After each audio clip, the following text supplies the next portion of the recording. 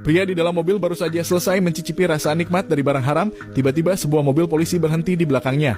Namun, pria itu tidak panik sama sekali. Sebaliknya, ia dengan santai mengundang petugas wanita untuk masuk ke mobilnya.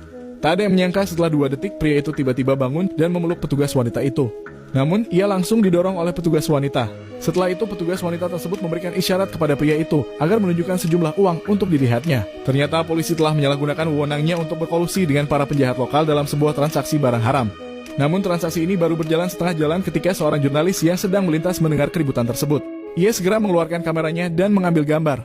Saat itu petugas wanita di dalam mobil mendengar suara keras kemudian mencari sumber suara tersebut, menyadari bahwa pria itu telah merekam percakapan mereka. Dalam kebingungan pria itu mencoba melarikan diri, tetapi meskipun ia berlari cepat, ia tidak bisa menghindari kemarahan petugas wanita. Semua kejadian ini terekam dengan jelas oleh jurnalis tersebut. Namun saat ia menekan tombol kamera, suara itu langsung disadari oleh petugas wanita, membuat jurnalis panik dan ia pun melarikan diri, bahkan kamera yang dipegangnya terjatuh. Petugas wanita segera menghubungi atasannya dan setelah memastikan tidak ada saksi lain, mereka mengirimkan seorang anggota untuk mengamankan lokasi. Namun ketika anggota tersebut tiba, bukannya mencari jurnalis, ia malah membersihkan barang-barang di dalam mobil. Sementara itu jurnalis yang bersembunyi di balik pohon merasa ketakutan. Ia tahu bahwa seluruh kepolisian tidak bersih dan melapor pun tidak ada gunanya. Dalam keadaan putus asa, jurnalis itu muncul dan bergetar, menyatakan bahwa ia tidak akan membocorkan informasi apapun dan berharap petugas wanita membiarkannya pergi.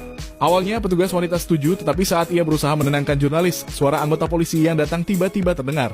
Sebelum anggota polisi datang, jurnalis itu mencoba melawan. Tetapi petugas wanita itu segera mencekiknya. Saat petugas wanita mengeluarkan pistol, jurnalis itu menghantamnya ke pohon. Setelah itu jurnalis berusaha sekuat tenaga untuk melarikan diri ke bawah gunung dan saat itu ia bertemu dengan anggota polisi yang lain.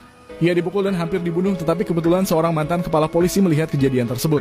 Menyadari bahwa ada sesuatu yang tidak beres, ia melemparkan batu untuk menarik perhatian kedua polisi tersebut. Kemudian mantan kepala polisi itu dengan mudah mengendalikan situasi dan memerintahkan mereka untuk menyerah. Namun saat mantan kepala polisi meminta jurnalis untuk segera melarikan diri, petugas wanita tiba-tiba berdiri dan menembakkan senjatanya. Beruntung keduanya berhasil bersembunyi di hutan. Jurnalis itu berlari dan segera menemukan sebuah rumah kayu tua.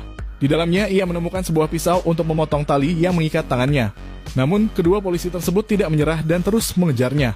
Sementara itu mereka telah menemukan kamera yang hilang dan segera mengunggah bukti yang ada di dalamnya. Ketika pihak berwenang tiba di lokasi, mereka langsung mendapatkan informasi dari jurnalis tersebut dan akhirnya krisis ini pun berakhir.